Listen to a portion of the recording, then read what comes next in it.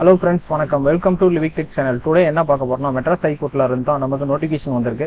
Already இதே notification தான் வந்துருந்துச்சு. அதுல ஏகப்பட்ட அப்ளிகேஷன் ஃபெயிலியர் ஆயிருந்துச்சு. இப்போ மறுபடியும் கவர்மெண்ட்ல இருந்து நோட்டிஃபிகேஷன் ஜாப் நோட்டிஃபிகேஷன் விட்டுருக்காங்க.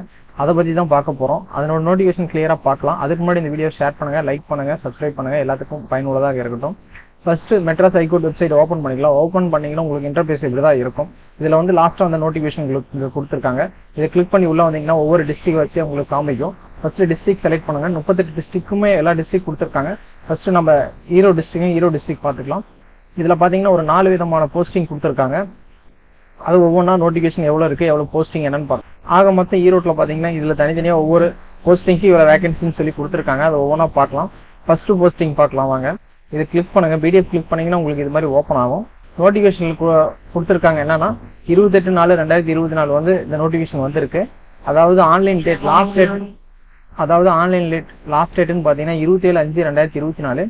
எக்ஸாம் ஃபீஸ் கட்டணம் லாஸ்ட் டேட் வந்து 29/5/2024. இதுல வந்து எது மாதிரி போஸ்டிங் எல்லாம் கொடுத்துருக்காங்கன்னா நாகல் பரிசோதகர், முதுநிலை கட்டளை நிறைவேற்றுவர், இளநிலை கட்டளை நிறைவேற்றுவர், ஒளிப்படல் நகை எடுப்பவர், இது மாதிரி ஒரு 4 விதமான வேகன்சி கொடுத்துருக்காங்க. இது வந்து ஈரோடு மாவட்ட நீதித்துறையின் கீழே வருது. அதுக்கப்புறம் பாத்தீங்கன்னா இதுல ஒவ்வொரு டீடைல்ஸும் கொடுத்துருக்காங்க, படிச்சு பாத்துக்கங்க. அப்படியே ஸ்க்ரோல் பண்ணிட்டு வந்தீங்கன்னா இதனுடைய எப்படி அப்ளை பண்றாங்க டீடைல்ஸ் எல்லாமே கொடுத்துருப்பாங்க. இதுல அந்த வெப்சைட்டை கிளிக் பண்ணீங்கன்னா இணைய வழியா அப்ளை பண்ணிக்கலாம்னு சொல்லியிருக்காங்க.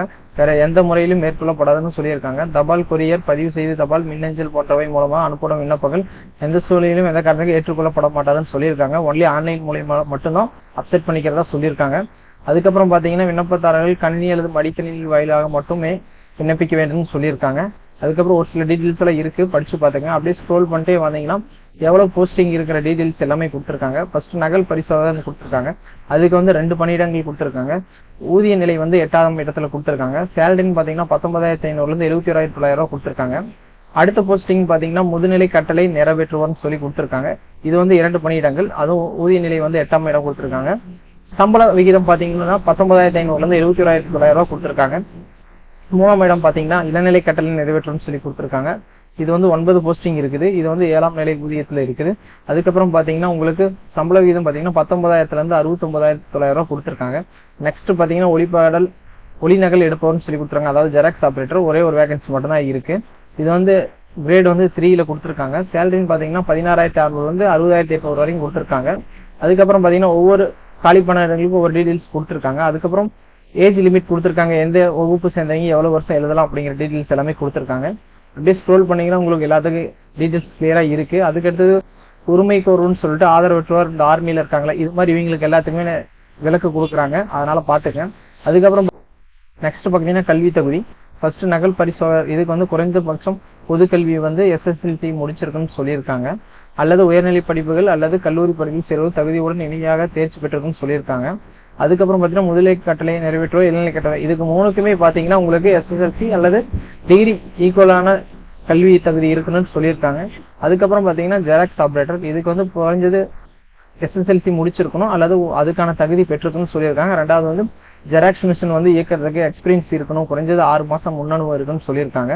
அதுக்கப்புறம் பாத்தீங்கன்னா குறிப்பின்னு சொல்லிட்டு SSLC தேர்வில் தேர்ச்சி பெறாத அல்லது அதற்கு இணையான தேர்வில் தேர்ச்சி பெறாத அதிக தகுதி பெற்றிருந்தாலும் தகுதி உடையவர் அல்லன்னு கன்சிடர் பண்ணிக்குவாங்க. 10th பாஸ் பண்ணியிருந்தா மட்டும்தான் இதை கன்சிடர் பண்ணுவாங்க.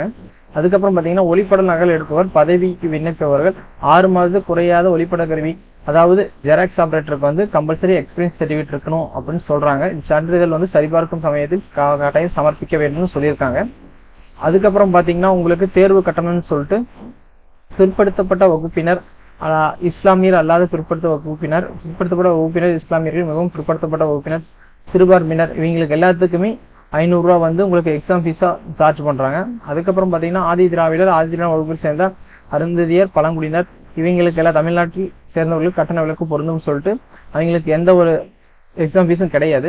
அதுக்கப்புறம் பாத்தீங்கன்னா மாற்றுத்திறனாளிகள், அனைத்து வகுப்பை சார்ந்த ஆதரவற்ற விதவைகள், ஒரு மாற்றுத்திறனாளிகள் 40% குறைவாக உள்ள ஊனம் கொண்டிருக்கிறவர்கள், இவங்களுக்கு எல்லாத்துக்குமே உங்களுக்கு முழு விலக்கு கொடுக்குறாங்க. அதாவது எக்ஸாம் ஃபீஸ் இவங்களுக்கு யாருக்குமே கிடையாது.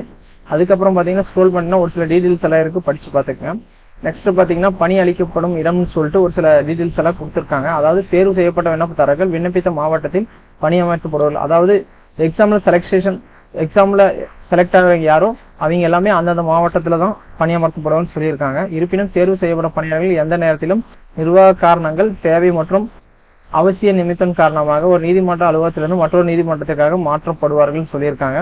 ஒரு பிளேஸ்ல இருந்து வேற ஒரு பிளேஸ்க்கு மாற்றுவாங்கன்னு சொல்லியிருக்காங்க. அதுக்கப்புறம் பார்த்தீங்கன்னா மேற்குறிப்பிட்ட பணிகள் தேர்வு செய்யப்பட்டு அனைத்து பணியாளர்களும் தங்கள் மேலவையில் அவ்வப்போது வழங்கும் அனைத்து பணி விடுமுறை நாட்களிலும் பணி நேரம் கடந்த நேரம் அமர்த்த. அதுக்கடுத்தது பார்த்தீங்கன்னா தேர்வின் தன்மைன்னு சொல்லிட்டு எக்ஸாம் டீடைல்ஸ் எல்லாமே கொடுத்துருக்காங்க. அதாவது ஃபர்ஸ்ட் என்னன்னா பொது எழுத்து தேர்வு. இது வந்து OMR ஷீட் முறையில தான் 170 மதிப்பெண்கள் மற்றும் வாய்மொழி தேர்வு 30 மதிப்பெண்கள் அடிப்படையில் விண்ணப்பம் செய்வோம். மொத்தம் 200 மதிப்பெண்கள். அதுல வந்து OMR ஷீட்ல வந்து எழுதுறது வந்து 170, இன்டர்வியூ வந்து 30 மதிப்பெண்கள் சொல்லி கொடுத்துருக்காங்க. அடுத்தது பார்த்தீங்கன்னா பொது எழுத்து தேர்வு. ஃபர்ஸ்ட் பார்த்தீங்கன்னா பொது தேர்வு. இதுல வந்து பகுதி A1 பகுதி A1 அதாவது பார்ட் A பார்ட் B 2 பகுதியை கொடுத்துருக்காங்க. அடுத்தது பார்த்தீங்கன்னா சிலபஸ் கொடுத்துருக்காங்க. பகுதி A அதாவது பொது தமிழ். இது வந்து தமிழ் மொழி தகுதி தேர்வுன்னு சொல்றாங்க. இதுல வந்து மொத்த வினாக்கள் வந்து 50, மொத்த மதிப்பெண்களும் 50. இதுல வந்து குறைஞ்சது 20 மதிப்பெண்கள் எடுக்கணும். இது வந்து ஒரு 3 மணி நேரம் இந்த எக்ஸாம் நடக்கும்.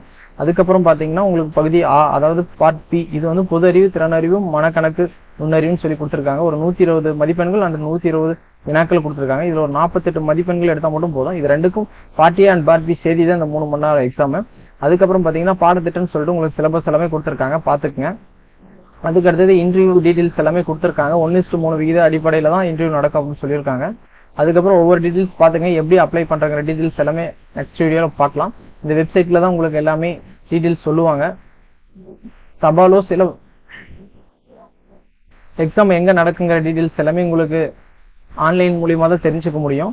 ரெண்டாவது என்னன்னு பாத்தீங்கன்னா உங்களுக்கு இன்டர்வியூ எங்க நடக்குது, எப்படி நடக்குங்கிற டீடைல்ஸ் எல்லாமே உங்களுக்கு ஆன்லைன் மூலியமா தான் தெரிவிப்பாங்க. தபால் வழியா எதுவும் தெரிவிக்க மாட்டாங்க. அதுக்கப்புறம் பாத்தீங்கன்னா விண்ணப்ப அறிவுரைன்னு சொல்லிட்டு ஒரு சில டீடைல்ஸ் எல்லாம் கொடுத்துருக்காங்க, படிச்சு பாத்துக்க. ஓகே ஃப்ரெண்ட்ஸ், நெக்ஸ்ட் சிலபஸுக்கு ஓகே ஃப்ரெண்ட்ஸ் நெக்ஸ்ட் நோட்டிபிகேஷனை ஓபன் பண்ணி பாத்திரலாம். அதுக்கு இதுல ஓபன் பண்ணிக்கங்க. இதுல வந்து இதே மாதிரி ரெண்டாவதா இருக்கிறதுக்கு வந்து கொடுத்துருக்கேன். PDF கிளிக் பண்ணி உள்ள வந்தீங்கன்னா உங்களுக்கு இது மாதிரி காமிக்கும். சேம் அதே மாதிரி எல்லா டீடைல்ஸ் இருக்கும். அப்படியே ஸ்க்ரோல் பண்ணிட்டு வந்தீங்கன்னா உங்களுக்கு என்ன போஸ்டிங்க்கு எவ்வளவு வேகன்சிங்கிற டீடைல்ஸ் மட்டும் பாத்துக்கலாம். அதுல பாத்தீங்கன்னா காலி பணியிடங்கள் எல்லாமே கொடுத்துருக்காங்க. இதுல ஃபர்ஸ்ட் பாத்தீங்கன்னா தூய்மை பணியாளர் வந்து ஒரு 9 காலி பணியிடங்கள் கொடுத்துருக்காங்க. அதுக்கடுத்து தோட்ட பணியாளர்னு சொல்லிட்டு ஒரு காலி பணியிடமும், காவலர் அல்லது இரவு காவலர்னு சொல்லிட்டு ஒரு 18 போஸ்டிங் கொடுத்துருக்காங்க. அதுக்கடுத்து மசால்ஜி மற்றும் இரவு காவலர் சொல்லிட்டு ஒரு 4 போஸ்டிங்கும், அதுக்கடுத்து மசால்ஜின்னு சொல்லிட்டு அதுக்கு ஒரு 8 போஸ்டிங் கொடுத்துருக்காங்க. இதுக்கு சேலரி பேக்கேஜ்னு பாத்தீங்கன்னா ஒரு 15,700 இருந்து 58,100 வரைக்கும் கொடுத்துருக்காங்க. அதுக்கப்புறம் பாத்தீங்கன்னா விண்ணப்பத்திற்கு ஏஜ் லிமிட் சொல்லிட்டு சேம் அதே மாதிரி தான் கொடுத்துருக்காங்க. அப்படியே ஸ்க்ரோல் பண்ணிட்டே வந்தீங்கன்னா உங்களுக்கு அதுல இருக்கிற மாதிரி எல்லா டீடைல்ஸ் இருக்கும். இதுல ஒரு சில டீடைல்ஸ் மட்டும் சேஞ்ச் ஆகும். உங்களுக்கு எஜுகேஷன் குவாலிஃபிகேஷன் மட்டும் சேஞ்ச் ஆகிற மாதிரி இருக்கும். 8ஆம் வகுப்பு தேர்ச்சி பெற்றிருந்தாலே போதும் அப்படிங்கிற மாதிரி இருக்கும். இதுல அதுதான் கொடுத்துருப்பாங்க. அதுக்கப்புறம் பாத்தீங்கன்னா அதுல இருக்கிறது என்னவோ அதே தான் இதுலயும் இருக்கு, படிச்சு பாத்துக்கங்க. அடுத்த நோட்டிபிகேஷனோட டீடைல்ஸும் பாத்திரலாம். டிரைவர் போஸ்ட்டுக்கு அதையும் ஓபன் பண்ணி பாத்திரலாம். அதையும் ஓபன் பண்ணீங்கன்னா உங்களுக்கு சேம் அதே டீடைல்ஸ் தான் இருக்க போகுது. வேற எந்த சேஞ்சஸுமே இருக்காது. அது ஒரே ஒரு காலி பணியிடம் தான் இருக்குது. இதுக்கு சேலரின்னு பாத்தீங்கன்னா 19,500 இருந்து 71,100 வரைக்கும் கொடுத்துருக்காங்க. இதுக்கு வந்து ஜெனரல் கேஸ்ட்ல தான் கொடுத்துருக்காங்க, யார் வேணாலும் அப்ளை பண்ற மாதிரி. சேம் அதே டீடைல்ஸ் தான் எல்லாமே இருக்க போகுது. நெக்ஸ்ட் நோட்டிபிகேஷனோட லிங்கையும் பாத்திரலாம். அதுக்கப்புறம் பாத்தீங்கன்னா copies attender and office assistant இதெல்லாம் இருக்கு. இதையும் ஓபன் பண்ணி பாத்திரலாம். இதுக்கும் சேம் டீடைல்ஸ் அப்படியே தான் இருக்க போகுது. எல்லாமே அதே மாதிரி தான் இருக்குது. ஸ்க்ரோல் பண்ணிட்டு வந்தீங்கன்னா உங்களுக்கு நகல் பிரிவு உதவியாளர்னு சொல்லிட்டு ஒரு 2 காலி பணியிடங்களும், அலுவலக உதவியாளர்னு சொல்லிட்டு ஒரு 22 காலி பணியிடங்களும் கொடுத்துருக்காங்க. பே லெவல் சேலரின்னு பாத்தீங்கன்னா உங்களுக்கு 15,700 இருந்து 58,100 வரைக்கும் ப்ரொவைட் பண்றாங்க. ஏஜ் லிமிட் அதுல எப்படி இருக்கோ அதே மாதிரி தான் இதுலயும் இருக்குது. வேற எந்த டிஃபரன்ஸும் கிடையாது இதுல. அதுக்கப்புறம் பாத்தீங்கன்னா எஜுகேஷன் குவாலிஃபிகேஷன் டீடைல்ஸும் கொடுத்துருக்காங்க. உங்களுக்கு நகல் பிரிவு உதவியாளர்னு சொல்லிட்டு கம்பல்சரி 8ஆம் வகுப்பு தேர்ச்சி பெற்றிருக்க வேண்டும், அதற்கான நிகர தகுதி இருக்கணும், கல்வி தகுதி. அதுக்கடுத்து அலுவலக உதவியாளருக்கு வந்து மிதிவண்டி ஓட்ட தேர்ந்தெடுக்கணும்னு சொல்லியிருக்காங்க. ரெண்டுக்குமே சேம் தான். அதுக்கப்புறம் பாத்தீங்கன்னா மற்ற அனைத்து சமமாக இருக்கும் பொழுது ஓட்டுநர் உரிமை பெற்றிருக்கும் முன்னுரிமை வழங்கப்படும் சொல்லியிருக்காங்க.